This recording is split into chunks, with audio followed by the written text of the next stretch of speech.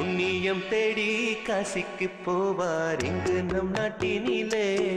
இந்த காசியை தேடி யாரு வருவார் இந்த உலகத்திலே? பாவம் போக்கிடும் கங்கையின் புனிதம் எல்லாரும் அறிவார். இந்த பாவம் பிறவியின் கண்ணீர் கங்கையை இங்கே யார் அறிவார்? தெய்வத்தை தேடி பக்தர்கள் கூட்டம் ஆலயம் செல்லுதடி. ஒரு பாட்டினில் வாழும் பித்தனை தேடி தெய்வமே வந்ததடி. புண்ணியம் தேடி காசிக்கு போவார் இங்கு நம் நாட்டினில.